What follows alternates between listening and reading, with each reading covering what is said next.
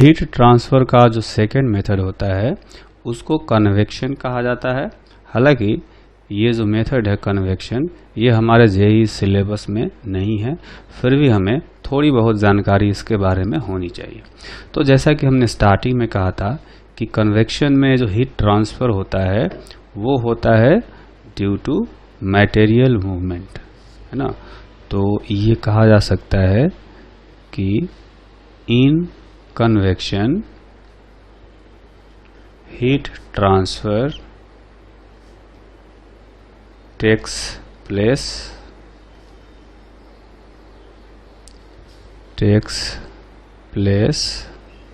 due to material movement, है ना।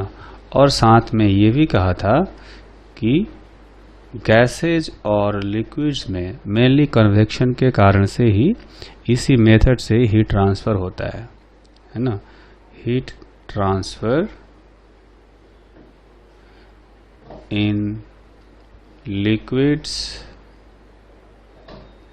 and gases takes place by this method, है ना। तो ये जो प्रोसेस है कन्वेक्शन, इसको हम लोग दो पार्ट्स में डिवाइड कर सकते हैं। कन्वेक्शन दो टाइप का होता है, एक होता है नेचुरल कन्वेक्शन और एक होता है आर्टिफिशियल कन्वेक्शन, है ना। एक हो गया नेचुरल कन्वेक्शन और दूसरा हो गया आर्टिफिशियल। तो नेचुरल कन्वेक्शन का मतलब है कि इसमें जो मटेरियल मूवमेंट है वो किसी आर्टिफिशियल मेथड से नहीं कराया जाता, नेचुरली होता है।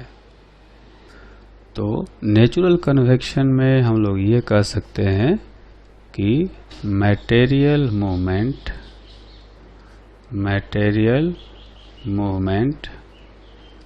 अकर्स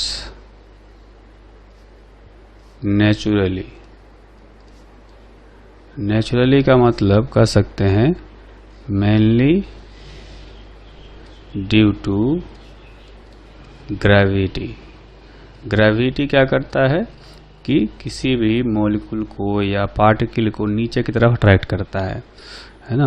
तो ग्रेविटी के कारण से ही मटेरियल मूवमेंट होता है। हल्का चीज़ ऊपर उठते जाता है, भारी चीज़ नीचे आने लगता है और इस तरह से एक सर्कुलेशन जो है वो शुरू हो जाता है।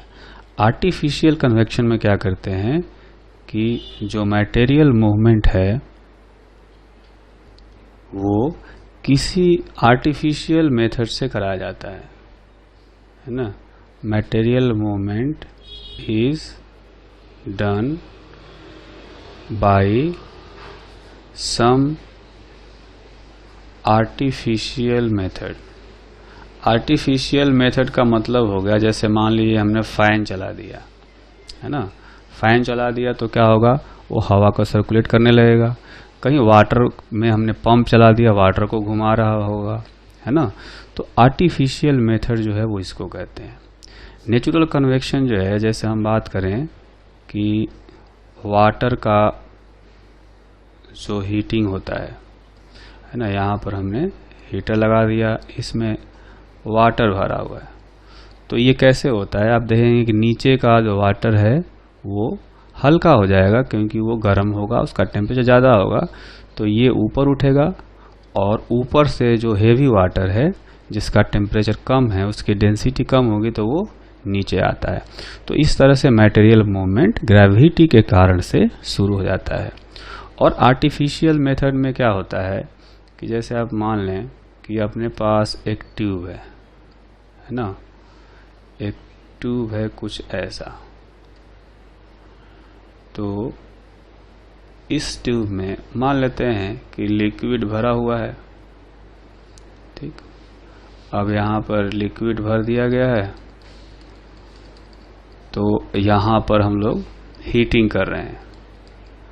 तो हीट करेंगे, यहाँ से सपोज एयर जो है पंप किया जा रहा है, तो ये क्या करेगा, ये इसको धक्का लगाएगा तो वाटर ऐसे घूमना शुरू कर देगा। ठीक है, तो यहाँ पर आर्टिफिशियल मेथड से हम लोग जो है कन्वेक्शन करा रहे हैं। ठीक है, और फैन का एग्जांपल दिया मैंने कि फैन हम जब चलाते हैं रूम में तो एयर को सर्कुलेट करता है। ठीक, तो ये देख सकते हैं कि जो नेचुरल कन्वेक्शन होता है वो बेसिकली होता है ग्रेविटी के प्रेजेंस में। तो ये कहा जा सकता है कि natural convection free falling lift में या सैटेलाइट के अंदर या ग्रेविटी फ्री स्पेस में पॉसिबल नहीं है ना। तो कह सकते हैं कि natural convection is not possible in free falling lift or inside satellite or in gravity free space, gravity free space। जहाँ ग्रेविटी नहीं होगा वहाँ पर नेचुरल कन्वेक्शन नहीं होगा, सैटेलाइट के अंदर भी नहीं होगा और फ्री फॉलिंग लिफ्ट के अंदर भी कन्वेक्शन नहीं होगा। तो कन्वेक्शन के बारे में हमने इतना ही जानना था। जैसा कि हमने कहा कन्वेक्शन दो टाइप का होता है, एक होता है नेचुरल कन्वेक्शन और दूसरा होता है आर्टिफिशियल कन्वेक्शन। तो जो दूसरे टाइप का कन्वेक्शन है आर्टिफिशियल, उसको एक और नाम दिया जाता है फोर्स्ड कन्वेक्शन।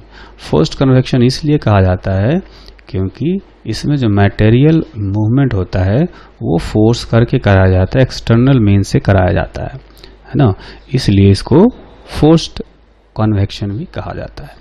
अब हम लोग क्या करेंगे कि हीट ट्रांसफ़र का जो थर्ड मेथड होता है उसको हम लोग पढ़ेंगे।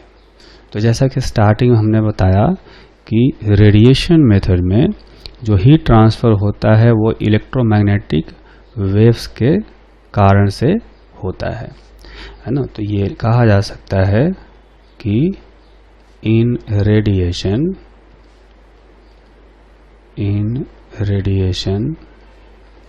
Heat is transferred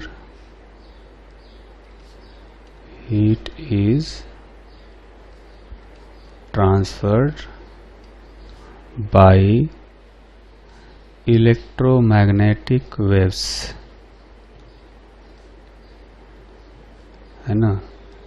electromagnetic waves क्या होते हैं, जैसा कि हमने लाइट के बारे में पढ़ा है, लाइट भी एक तरह से इलेक्ट्रोमैग्नेटिक वेव होता है। तो रेडिएशन भी इलेक्ट्रोमैग्नेटिक वेव होता है। इसका मतलब ये हुआ कि रेडिएशन के पास वो सारी प्रॉपर्टीज होती है जो कि लाइट के पास होती है। तो ये भी कह सकते हैं radiation has all the properties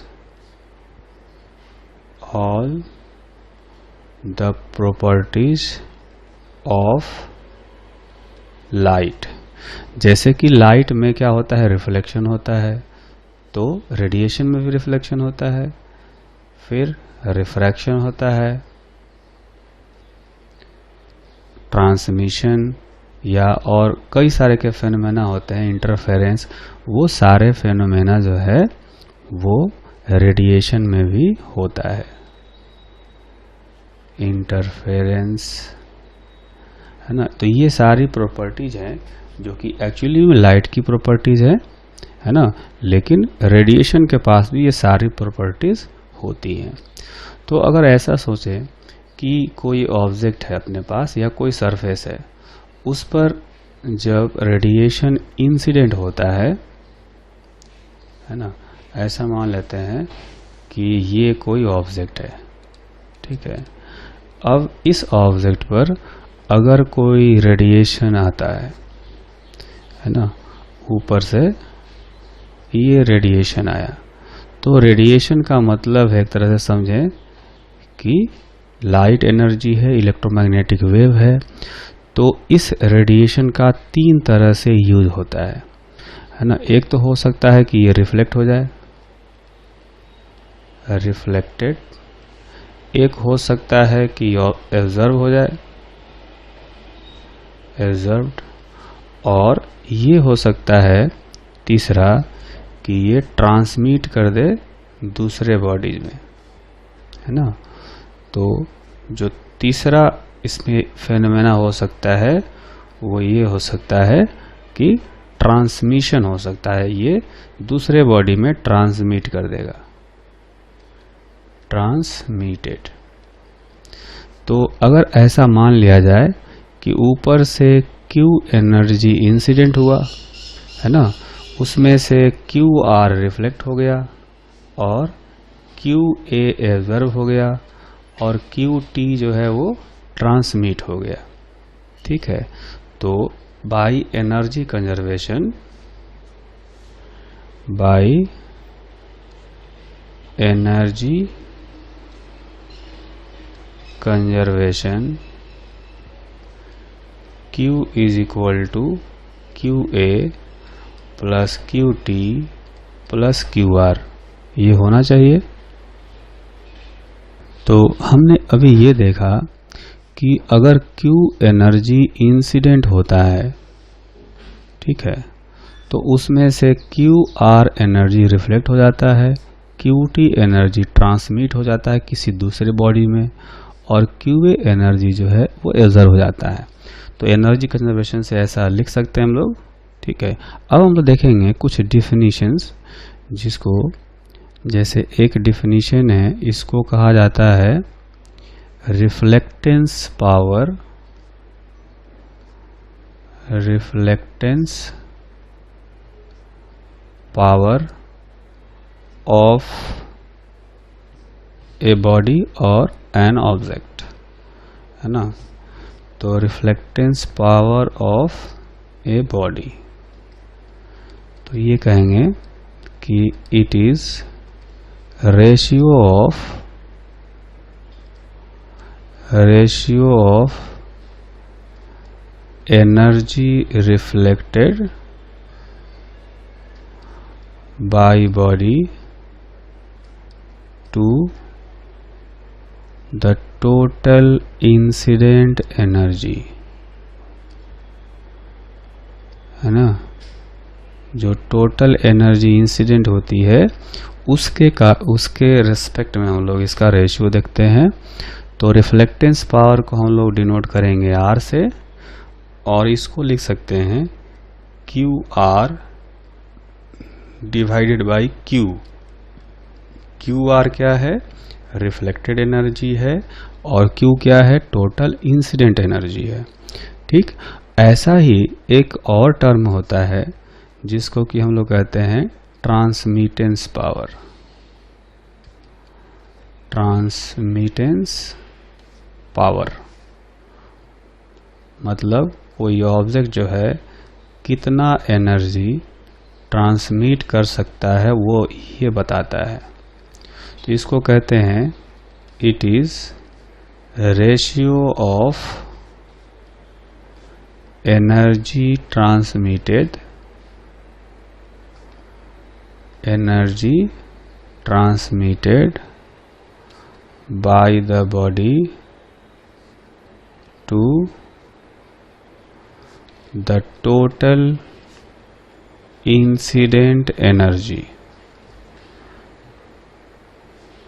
है ना। तो इसको हम लोग अगर लिखना चाहें मैथमेटिकली तो लिखेंगे QT जो कि ट्रांसमिटेड एनर्जी है, और Q जो है वो टोटल इंसिडेंट एनर्जी है। तो ये हो गया ट्रांसमिटेंस पावर। इसी तरह से एक और टर्म होता है जिसको कि हम लोग कहते हैं एब्जॉर्प्शन पावर, है ना। Absorption power of a body, इसको हम लोग लिखते हैं A से, ठीक है। तो ये होता है it is ratio of energy absorbed, energy absorbed bye the body to the total incident energy. Total incident energy, तो इसको हम लोग सिंबल देते हैं ए और इसको लिखेंगे क्यू ए जो कि टोटल एब्जॉर्ब्ड एनर्जी है, और नीचे रखते हैं क्यू जो कि टोटल इंसिडेंट एनर्जी है। ठीक है, तो ये बॉडी के लिए 3 डेफिनेशंस हो गए, है ना। तो कह सकते हैं for a body R plus T plus A is equal to, R का वैल्यू हम लोग लिखते हैं Q R by Q, plus T का वैल्यू लिखते हैं Q T by Q, plus जो ए है उसको लिखते हैं क्यू ए बाई क्यू, है ना। तो ऊपर वाला जो टर्म है वो हो जाएगा Q R plus Q T plus Q A, अगर नीचे एलसीएम क्यू ले लेंगे तो ऊपर वाले सारे टर्म का जो सम है वो हो जाएगा क्यू और नीचे वाले का भी क्यू, यानी कि ये हो गया 1। तो किसी एक बॉडी के लिए आर प्लस टी प्लस ए का जो वैल्यू है ये 1 हो जाता है। ठीक है, अच्छा, तो कोई नॉर्मल बॉडी है वो तीनों काम करता है, रिफ्लेक्शन भी करता है, ट्रांसमिशन भी करता है और एब्जॉर्प्शन भी करता है ना। लेकिन ब्लैक बॉडी एक ऐसा बॉडी होता है जो कि उसके ऊपर इंसिडेंट सारे रेडिएशन को ये एब्जर्व कर लेता है ना। जो ब्लैक बॉडी है इसको कहते हैं ए बॉडी विच एब्जर्व्स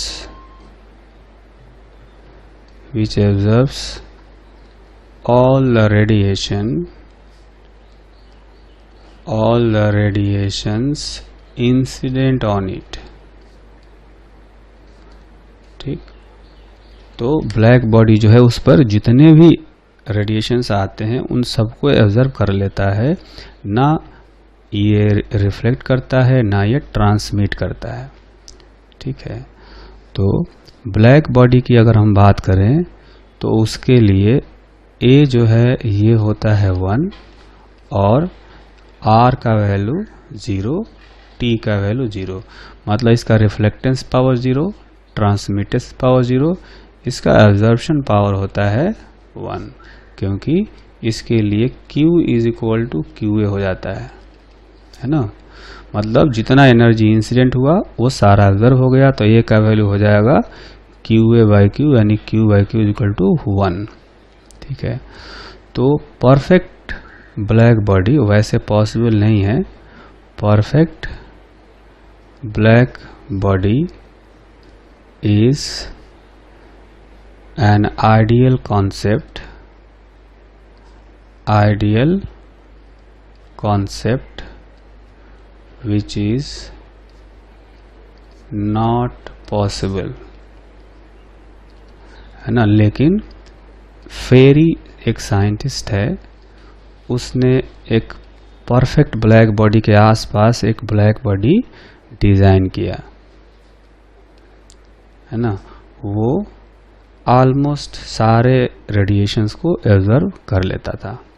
ठीक है, तो पर इसने फेरी का जो ब्लैक बॉडी था वो कुछ ऐसा था कि एक हॉलो स्फीयर हो गया, है ना, और इस हॉलो स्फीयर में छोटा सा एक होल बना दिया। ठीक, और यहाँ पर एक ऐसा इंक्लाइंड सरफेस बना दिया ऐसे। तो इसमें क्या होगा कि अगर कोई लाइट रे अगर यहाँ से या रेडिएशन इस होल से इंटर करता है तो वो रिफ्लेक्ट करते हुए ये घूमता रहता है इसी में, कभी ये बाहर नहीं निकलता। ठीक है, तो इस तरह से ये घूमता रहता है, तो इसलिए इसको कहा जाता है परफेक्ट ब्लैक बॉडी की। एक बार रेडिएशन अगर पहुंच गया अंदर तो उसी में रिफ्लेक्ट होकर के बार बार घूमते रहता है, वो बाहर नहीं निकलता, इसलिए इसको परफेक्ट ब्लैक बॉडी के क्लोज माना जाता है।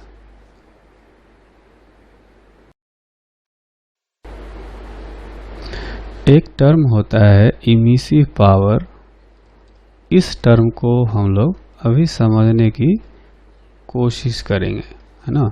Emissive power of a body ये होता है कि किसी बॉडी के यूनिट सरफेस से 1 सेकेंड में कितनी एनर्जी रेडिएट हो रही है। तो इसका जो डेफिनेशन है वो ये है, it is energy radiated bye the body per unit area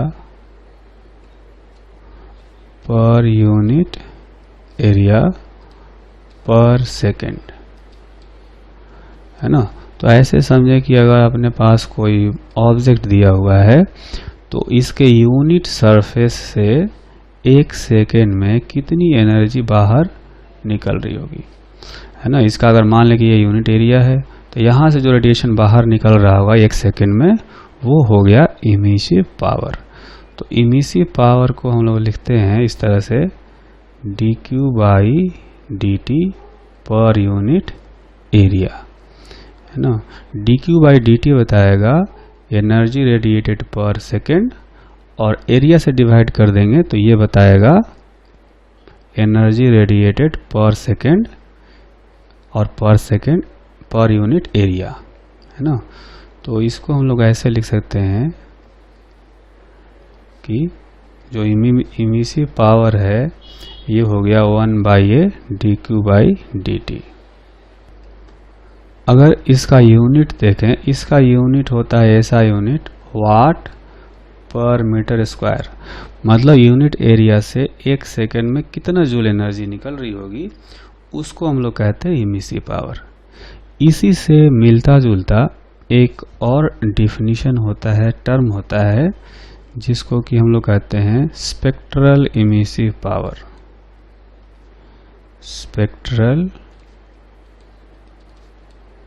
emissive power, और इसका सिंबल देते हैं ई लैम्डा।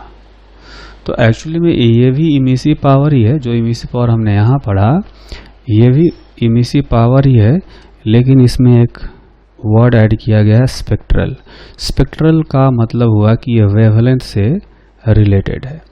तो ये कहा जा सकता है कि it is emissive power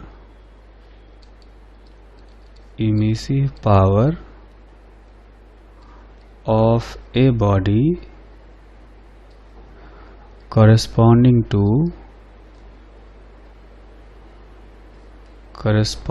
to a particular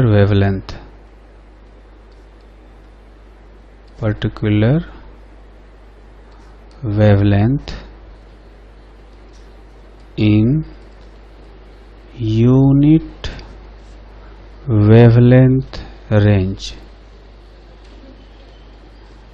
ठीक है, तो इसका मतलब हम लोग समझेंगे कि जो ई लैम्डा होता है ये होता है एक्चुअली में dQ/dt बाई एरिया। तो 1/A dQ/dt। ठीक है, तो अब इस एक्सप्रेशन को समझते हैं। यहाँ कहा गया कि ये इमिसिव पावर है corresponding to a particular wavelength. मतलब मैं ये कहूँ कि जैसे ये जो इमिसिव पावर था इसमें हमने वेवलेंथ का बात नहीं किया, चाहे किसी भी वेवलेंथ की एनर्जी हो, सारी एनर्जी इसमें काउंट की हुई है। ठीक है, लेकिन इसमें सारी वेवलेंथ की एनर्जी नहीं है। जिस वेवलेंथ का इमिसिव पावर निकालना होगा उसी वेवलेंथ की एनर्जी यहाँ पर ली गई है। ठीक है, जैसे मैं बात करूं कि emissive power, spectral emissive power यह है spectral emissive power for wavelength 500 angstrom, है ना। मतलब मैं ये जानना चाहता हूँ कि 500 एंगस्ट्रॉम की जो एनर्जी है वो 1 सेकेंड में यूनिट एरिया से कितनी निकल रही है। उसको कहेंगे spectral emissive power for 500 angstrom. तो इसको सिंबल में हम लोग ऐसे लिखेंगे 500 E500 लैम्डा की जगह 500 रख दिया is equal to 1 by area D Q 500 by D T. अब ये डी क्यू 500 का मतलब ये हुआ है ना कि इस डी क्यू 500 में हमने जो एनर्जी काउंट की हुई है उसका मतलब समझेंगे कि in D Q 500 energy of wavelength 499.5, इसमें हम लोग जो एनर्जी है वो 499.5 एंगस्ट्रॉम से लेकर के 500.5 एंगस्ट्रॉम तक की सारी एनर्जी इसमें काउंट की हुई है। ठीक है, यहाँ पर जो यूनिट वेवलेंथ रेंज लिखा हुआ है इसका मतलब ये हुआ है ना। मतलब अगर मैं कहूँ कि मुझे 500 एंगस्ट्रॉम का इमिसिव पावर निकालना है तो हम क्या कहेंगे कि इसमें 500 एंगस्ट्रॉम वाली एनर्जी लेंगे जो कि यूनिट एरिया से 1 सेकेंड में निकल रही होगी, रेडिएट हो रही होगी। ठीक है, लेकिन थोड़ा सा फर्क है कि जब हम इसमें बात करते हैं कि यहाँ पर 500 एंगस्ट्रॉम की एनर्जी लेंगे तो उसमें थोड़ा सा चेंज करेंगे कि 500 के आधा एंगस्ट्रॉम इधर यानी 499.5 से लेकर के 500.5 एंगस्ट्रॉम के बीच में सारी एनर्जी जो है वो इस DQ500 में काउंट की हुई है। जबकि हम लोग उसको कहेंगे कि 500 एंगस्ट्रॉम की एनर्जी ही है, लेकिन काउंट करेंगे 499.5 से 500.5 एंगस्ट्रॉम तक की, और इसीलिए इसको यूनिट वेवलेंथ रेंज में कहा जाता है। आप देखेंगे कि इसका ये जो वेवलेंथ है और ये जो वेवलेंथ है इनके बीच का जो डिफरेंस है वो 1 एंगस्ट्रॉम है। तो 1 एंगस्ट्रॉम वेवलेंथ के रेंज में जितनी भी एनर्जी रेडिएट हो रही होगी वो सारी एनर्जी इसमें काउंट करेंगे, जबकि कहेंगे कि ये जो एनर्जी है वो 500 एंगस्ट्रॉम की ही है। ठीक है, तो 500 एंगस्ट्रॉम की एनर्जी यूनिट एरिया से 1 सेकेंड में कितनी रेडिएट हो रही है वो कहेंगे spectral emissive power for wavelength 500 angstrom. जिस तरह से अभी हमने 2 नए टर्म सीखे, एक तो इमिसिव पावर और दूसरा स्पेक्ट्रल इमिसिव पावर, बिल्कुल वैसे ही 2 और टर्म होते हैं जिसमें से एक को कहा जाता है एब्जॉर्प्टिव पावर और दूसरे को कहा जाता है स्पेक्ट्रल एब्जॉर्प्टिव पावर। तो पहले हम लोग सीखते हैं absorptive power of a body. इसको हम लोग सिंबल देते हैं AB, एब्जॉर्प्टिव पावर, है ना। तो इसको कहा जाता है कि it is radiation absorbed bye the body per unit area per unit time, है ना। तो जिस तरह से हमने जो इमिसिव पावर पढ़ा था, है ना, बिल्कुल वैसा ही इसका भी डेफिनेशन है। जैसे हम लोग यूं कहें कि ये कोई ऑब्जेक्ट है और इसके यूनिट एरिया पर जो एनर्जी इंसिडेंट हो रहा होगा, है ना, ऐसे। तो यूनिट एरिया पर 1 सेकेंड में कितनी एनर्जी आ रही है जिसको कि ऑब्जर्व कर रहा होगा उसको कहते हैं एब्जॉर्प्टिव पावर। तो एब्जॉर्प्टिव पावर का सिंपल सा मतलब हो गया dQA by dt per unit area, है ना। तो इसको ऐसे लिख सकते हैं 1 by A dQA by dt।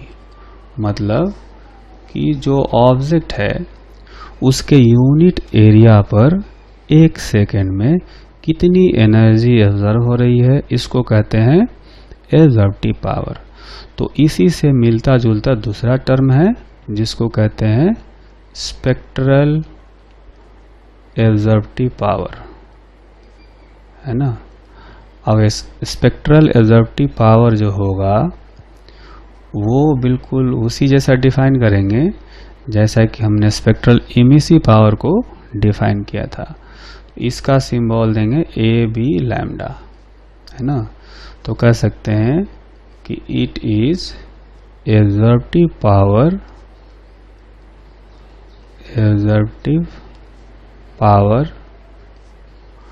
Of a body corresponding to a particular wavelength,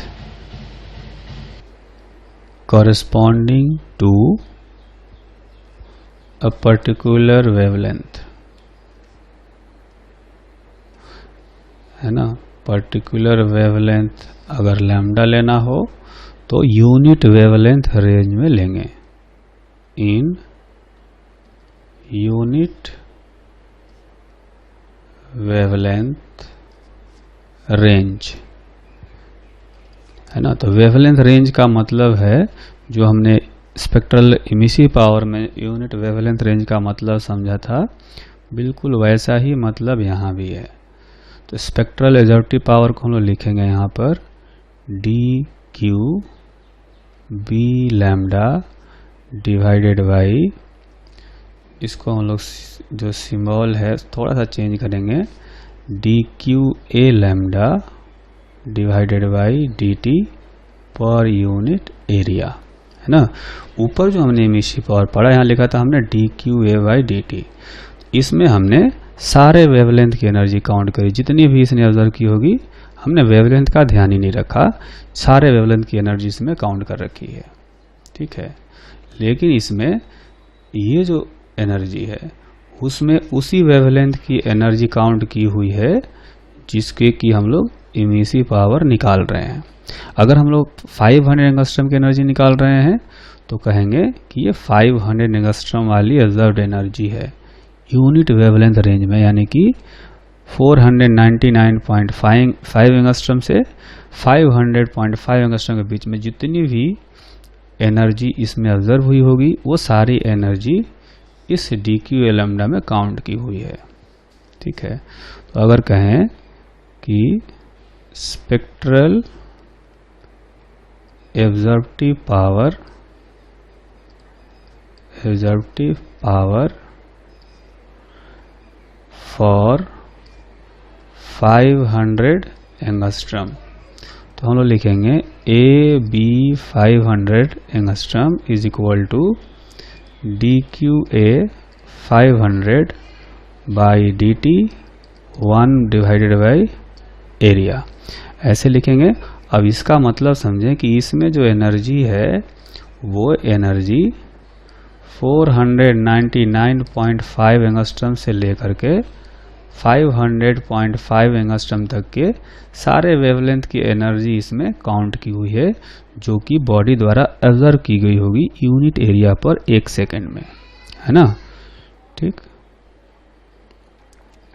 तो इसी तरह से हम लोग एक और डेफिनेशन सीखेंगे, उस डेफिनेशन को कहा जाता है